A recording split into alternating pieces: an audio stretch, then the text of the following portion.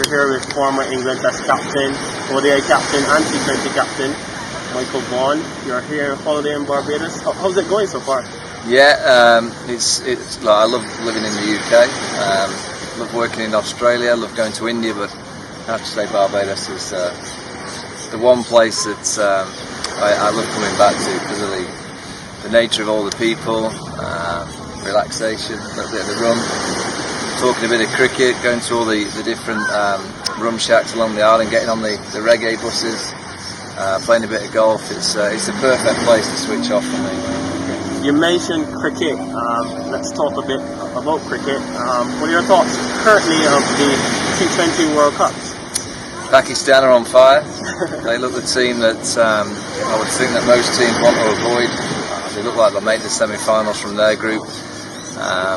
West Indies have been disappointing. They've got all the talent. They're always a threat. They may come back, but I don't know. They don't seem to be ticking. They don't seem to be gelling that group together as well as they can. But as we saw in the last T20 World Cup, you can come from nowhere, you can win it. England are right up there with the hot favourites as well because they've got so much experience, they've got all the power, they've got all the combinations. India are the one team that everyone looks at and thinks, with all that IPL ability, all the variation in the batting department, their bowling.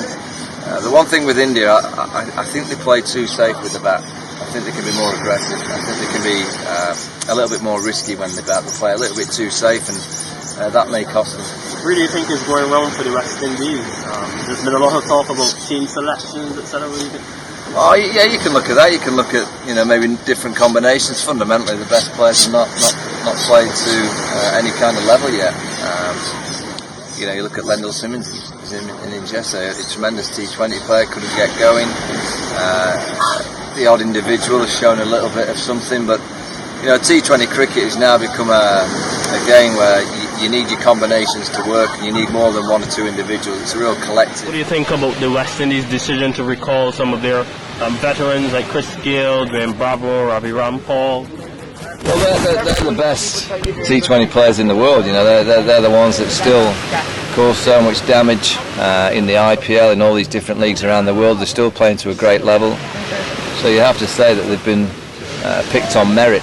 It's not just that they've picked a name from nowhere, that they've been picked on merit. So they've picked the right team, the right squad. They've just so far not been able to play to any level that they would have hoped to. You surprised that people like Carlos Brathwaite and Jason Holder were left out?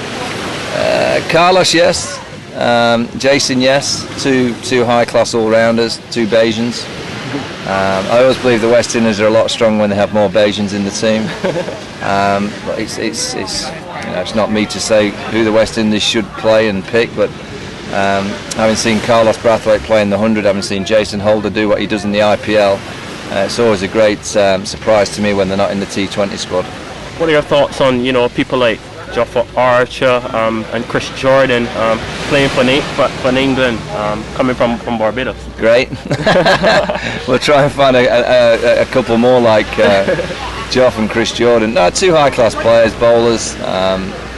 Jofra's had a problem with his elbow. We hope he gets back quickly. We hope he gets back fit and able to play all formats of the game.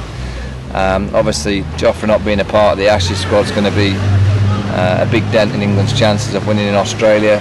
Chris Jordan is, I've never been in a dressing room with him, but they all tell me he's one of the great team men, and you always need great team men in your squad, so no surprise to me when he's picked in most white ball squads. You think Archer's absence will have a major impact for sure? Yeah, you need pace in Australia, you need all your combinations to work, you need a batting unit that gets confidence to get the big runs, you need a bowling unit that can bowl with discipline. We also need that pace element, and that's the one area that England are really lacking in the winter in Australia. They don't really have a real quick pacey bowler. Mark would, but we know Mark is probably unlikely to play 5 test matches. He may play 2, but Jofra, particularly with the way that Jofra's had the wool over David Warner's eyes of recent times, that would have been a good combination for England.